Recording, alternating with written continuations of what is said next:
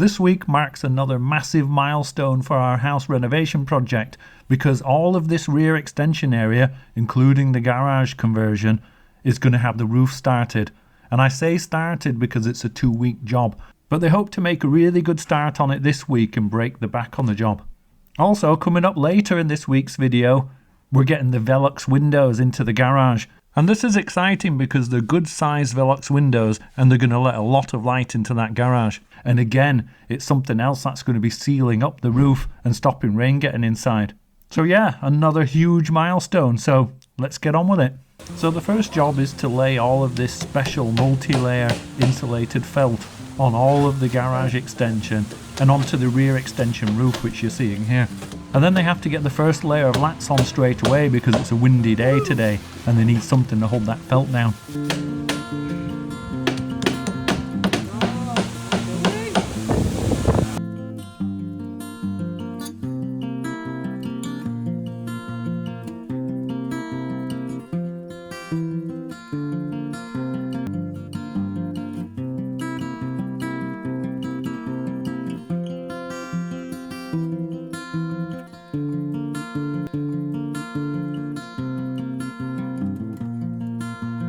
Another small detail that Lee's helping us out with, but that can make a real difference to the look of your house, is with fascias, soffits and guttering.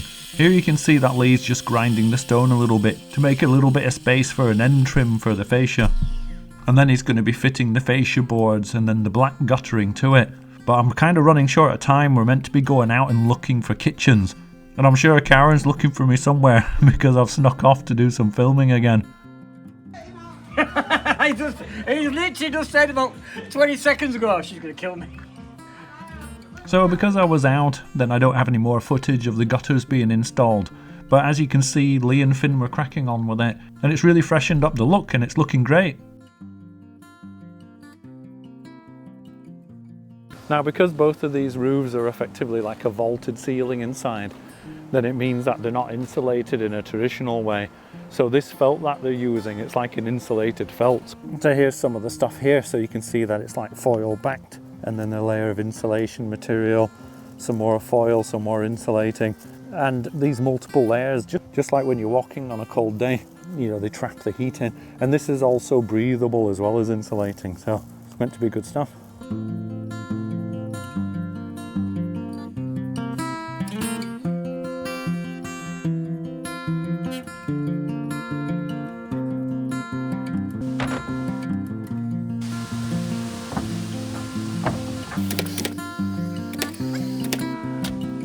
You can see another row of lats are going on running horizontally, and this is known as counter battening.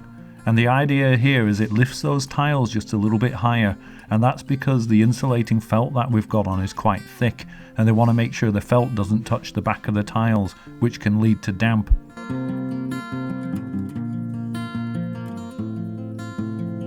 The felt covering the holes for the Velux windows will be cut through later in order to fit them.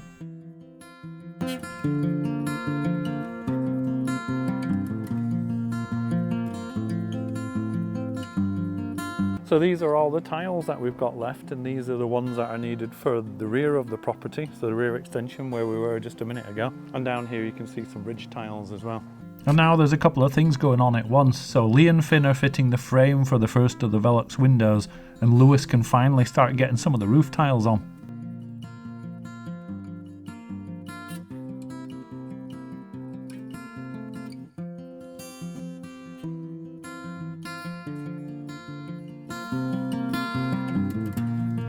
There's 4 Velux windows in the rear extension area in total, and more in the garage extension, but we'll get to that later. But as Finn and Lee finish each one of them here and move on, then it means that Lewis can jump up on the roof and he can trim some tiles and fit them up to the edges.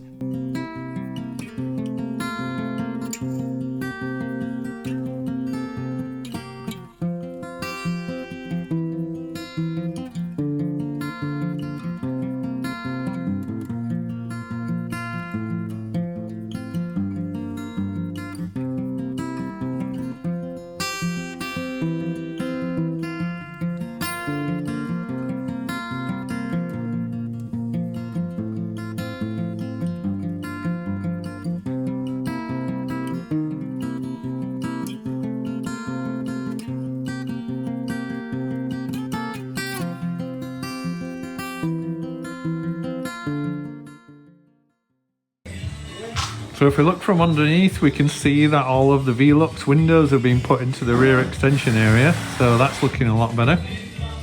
So the roofers are busy on the garage roof now, so the Veluxes are going into the garage, and also this is all getting fully tiled today as well.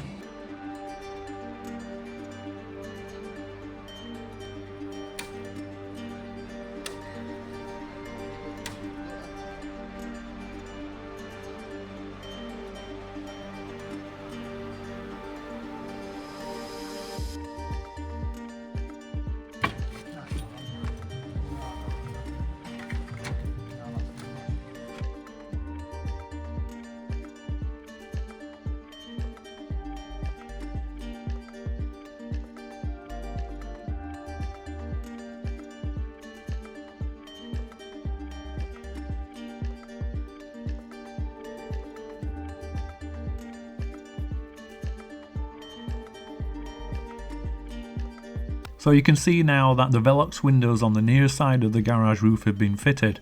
And also you can see all of this valley is in place now. So the felt and lead for the valley that runs down left to right.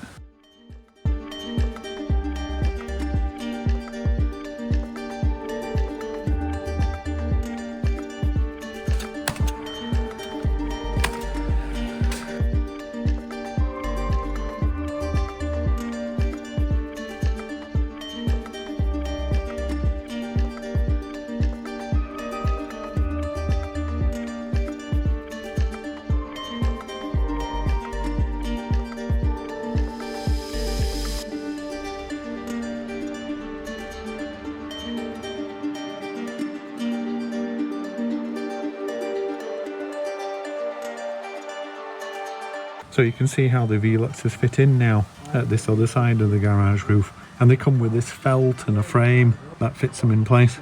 And this is what it looks like now that the roof tiles have been fitted around them. With the majority of the rear extension roof completed, it's time for the scaffolding to come down, and that's because Lee's ready for the build to move to the next stage next week, but we'll talk about that more next week.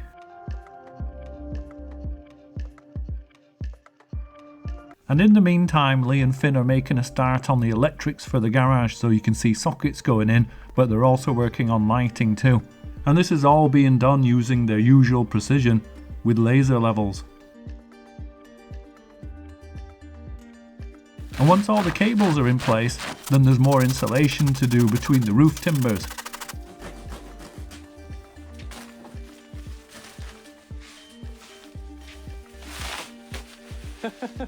Wow, look at it. It just opens up like concertina. Then that door goes down.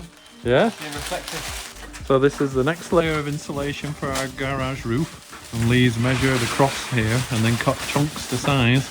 And then you've seen what it expands like. And then it's just a case of shoving those in. And if you cut it just a little bit wider, then it holds itself in to a certain extent. If it was just that little bit too small, it would just drop back out. Wow, first piece of insulation. First of many. Yeah. Remember, this garage is being done as a habitable room, maybe to be converted to a room in the future. But for now, it's my garage.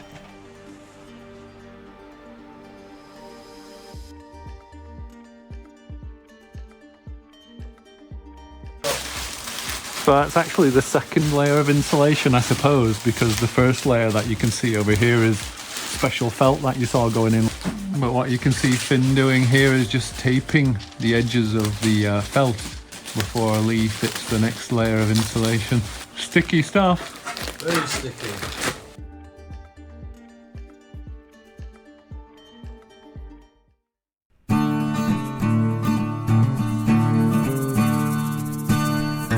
So we went to a lot of kitchen showrooms all over Yorkshire. And if you're in the market for a new kitchen, we actually recommend you do the same. There's nothing like seeing displays and seeing different features and going to different places to get an idea of what you like.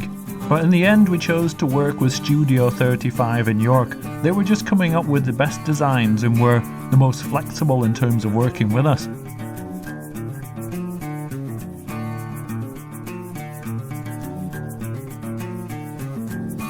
They have some lovely displays that you can look at to get inspiration, and of course different appliances installed in them that you can consider.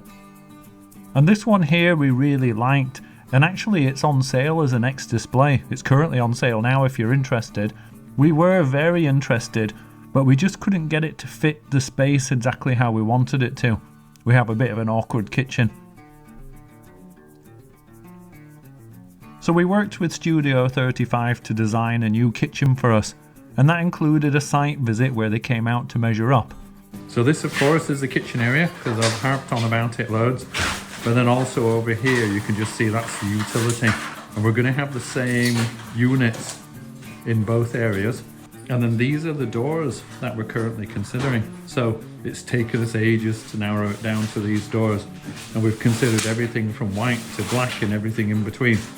As you can see, these are all kind of quite warm brown sort of shades, and we were considering like a two-tone effect. So you might have, for example, an island here in the foreground, and that might be the darker one, and then in the back where it might be a little bit darker, then you might have the lighter color. But we think that we're going to go for the middle one there, so that color that you can see in the middle, and just have that everywhere. But what it'll need then is a really striking work surface. As much as that's quite a nice warm color, it could be a bit boring if we didn't have a good work surface to go with it. And in their showroom, of course, you can look at all the different door styles and the different colors. There's almost too much choice, really. Are these the colors we've been considering? Yeah. So Studio 35 produces and shares these amazing 3D renders. This wall here doesn't exist. This would be open to the rest of the rear extension, but it's just how it shows on the 3D render. And you can manipulate them and scan around, and it really allows you to see what your kitchen's going to look like. On this right hand side, that's the main door from the front of the house, from the entranceway. So that's how you access the kitchen. And as you can see, we've got this massive peninsula on the left hand side, and it is pretty big. It's like well over 3 meters long. And we've gone for the hob on the peninsula, so we're going to be cooking directly onto it, and these are our main work surfaces for preparing food as well. Now here you can see that there's actually a sink on the peninsula as well, and that wasn't our first choice, if we're being honest. It's something we're giving it a try, but on the back wall there wasn't really room for a sink, because then it means there'd probably have to be cupboard there, and then it would start encroaching on the space. And we may not have been able to fit in this bank of units on the right hand side. So speaking of this bank of cupboards on the other side from the peninsula, this is going to be a real statement piece for the kitchen. So on the left hand side we've got a full height freezer, and then as you can see we have an oven. The one next to it is actually an oven, a microwave and a warming drawer, so that gives us flexibility. And then on the right hand side is the fridge. So basically everything that we need to kind of prepare food is all right here in the heart of the kitchen. So moving along down the kitchen, remember the entranceway into the kitchen is on the left hand side, those black doors I showed you. And then we've got this wall of cabinets here. Now we've gone for an alcove here, and that's because even though we have quite a big peninsula, that work area is quite precious and we don't want to clutter it. And we didn't have room for a coffee machine or for our toaster. And actually we're getting a kettle tap as well, which is like a boiling hot water tap, so we don't need to put a traditional kettle here. And then this shelf is really useful above, just for either decorative or for storing coffee related things. We're going to have a pull-out larder cupboard here to give us access to all our jars and all the other things we have to store. Now this is actually a false door through to the utility room. So it's built in to give us the look that we want, rather than seeing a normal doorway which would actually be recessed back further than the rest of the cupboards. And this is what it looks like when the doors open. So we're going to go for cupboards and work surfaces that match the rest of the kitchen. And then there will be a sink in there as well, because the garage door is through there, and so when I come through, then that'll give me somewhere to get cleaned up before I go into the rest of the house. So let's go into the utility room and have a little look around. We've got the utility room sink that I mentioned earlier, and then obviously lots of storage here for things that we don't want to reside in the kitchen that we don't use every day. This is the doorway through to the garage. Some more cupboards. I'm not sure if we're going to have this return cupboard, this one on the right, or not. We'll have to see. And as you can see, we have a washer and a dryer, double stacked one on top of the other. And the final scene for this video, do you remember all of those old floorboards and roof lats and things that we took down to the village bonfire? Where we got to see it all go up in smoke. And then they put on a really nice firework display for us as well, so it was a good night out.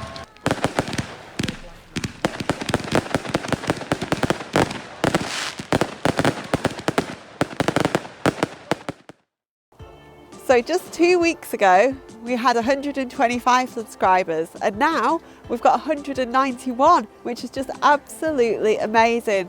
Thank you so much to all of you who've subscribed. Yeah, so some of you have even been leaving comments, which have been really helpful. We really appreciate you taking the time to do that. So if you're enjoying the vids, drop us a message and we'll see you next time.